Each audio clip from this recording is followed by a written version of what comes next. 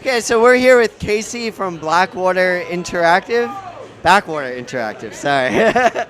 And we're here to talk about your project, Otis. So can you explain what is Otis? So Otis is a bit of a weird project. We joke that we're the weird kids in the corner, for lack of a better term. Otis is a multi-perceptual interactive film in which you as a viewer can switch perspectives at any point in real time by pressing A, S, or D on your keyboard. Films inherently are a bit biased, right? And we're okay with that. I'm a director. I'm a traditional movie director. I make commercials for a living. But we encountered this story where we saw an opportunity to really give atmosphere, and not atmosphere, but agency really, to all the voices in the room, all the characters in the room. And so what we said is, if you give an audience or give viewers the ability to switch perspectives, to go, I want to go see what that person's doing, or I want to go see what the other person's doing, whether it's a cop or whether it's the protagonist or whether it's the old guy or whatever it might be, how does that change your opinion of a story? How does that change how you view something? Might that change your outcome, your opinion, your morals, maybe? And so that, and Otis is really our first foray into this world of saying, maybe we can sort of create a new form of storytelling, and we're not trying to take cinema down at all, or take video games down at all, but we're sort of a hybrid between both. We're both half a video game and half a movie, and ask me tomorrow, I'll tell you something totally different. It seems like it might even have sort of a visual novel kind of idea, or similar idea to that. What inspired you to do this? What was the catalyst? When was the moment that you thought this would be a good idea?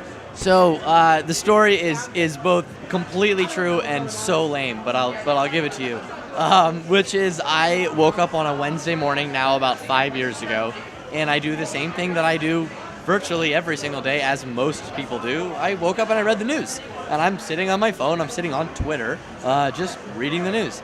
And I encountered this local news article in nowhere, Michigan. I mean, way, way up there, basically in Canada, of a guy who's down and out of luck. He has a really he has an unfortunate set of events happen to him, but he's a good guy, he's got a good heart, and that really shouldn't have happened to him.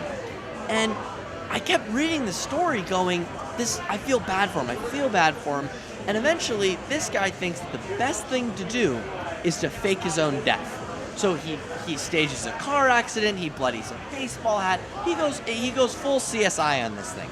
And I'm sitting here at 7 o'clock in the morning, my mind is blown. I was like, this isn't real life. Like, you're not supposed to do this.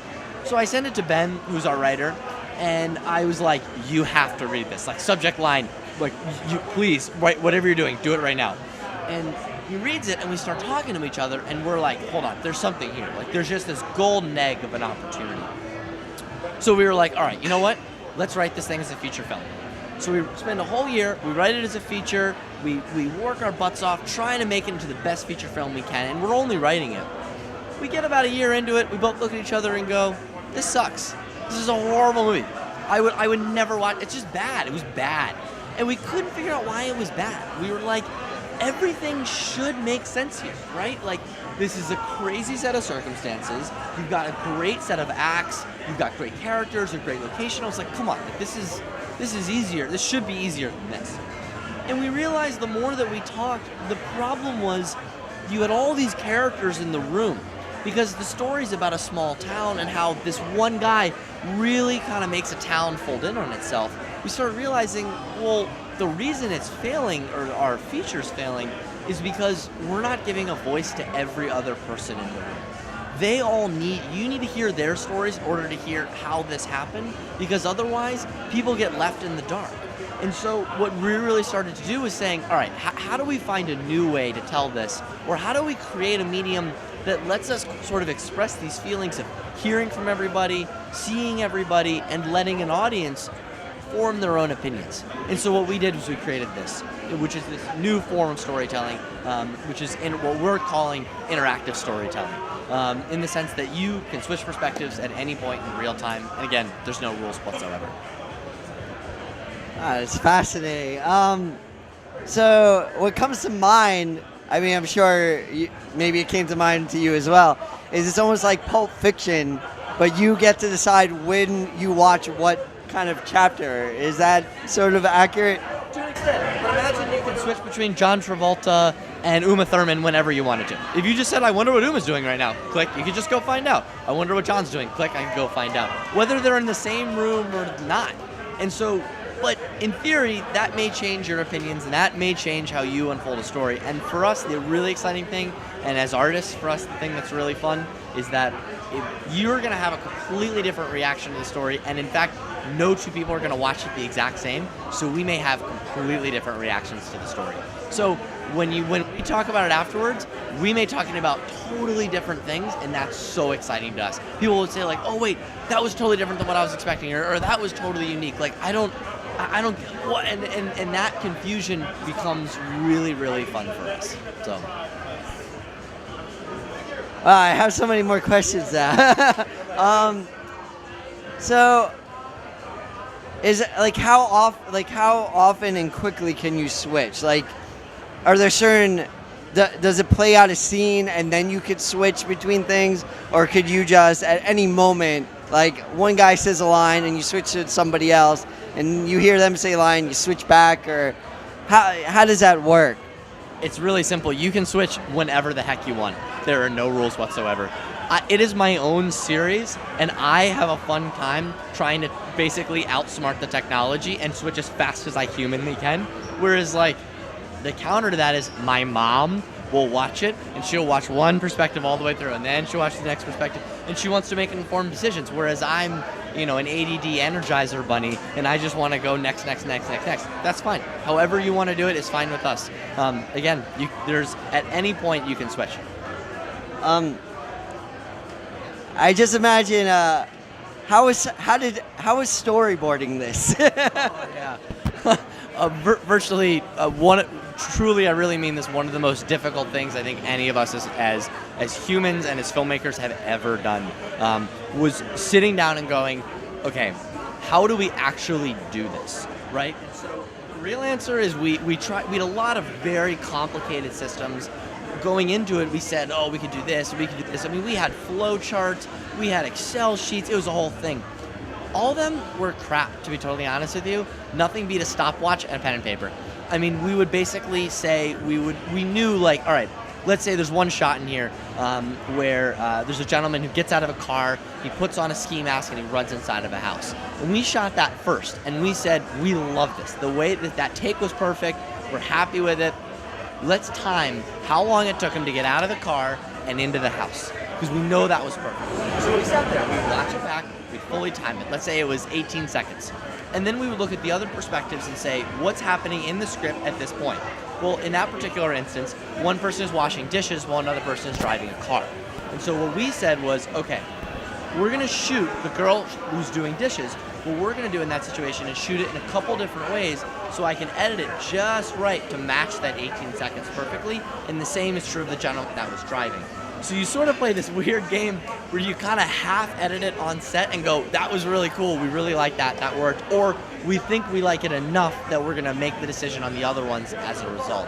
And literally, when I kid you not, it was a legal pad, a stopwatch, and all of us probably going bald in the process because it was so labor intensive and so stressful. But at the same time, by the end of the shoot, we got there and we were like, we had a very good flow and we were able to keep it really consistent, and eventually we got the hang of it.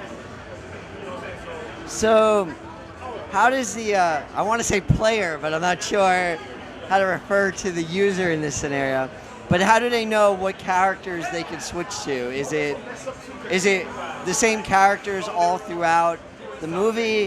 How do they know? Because you said that there's pressing one of two buttons or something.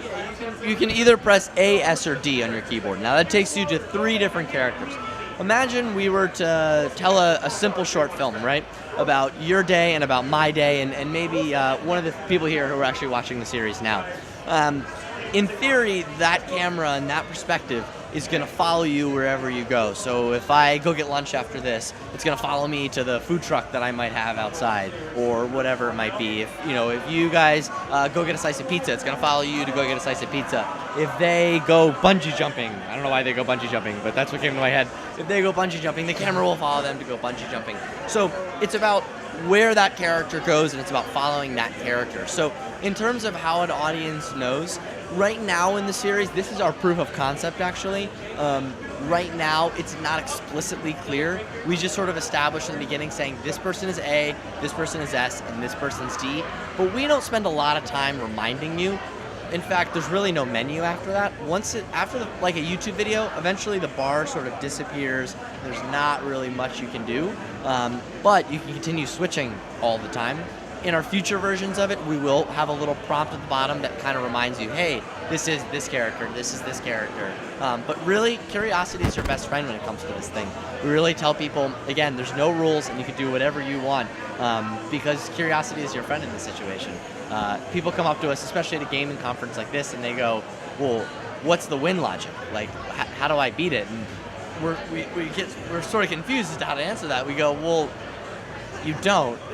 You kind of do, but you sort of don't at the same time. And so, again, we're taking cues from video games and we're taking cues from film. And so our cues from video games sometimes don't always align with a full-on video game. And so we left a couple things out because we felt that it hurt the filmmaking process. And there's certain things in the filmmaking process we took out because we felt that hurt the video game process of it. What platform can people find this on?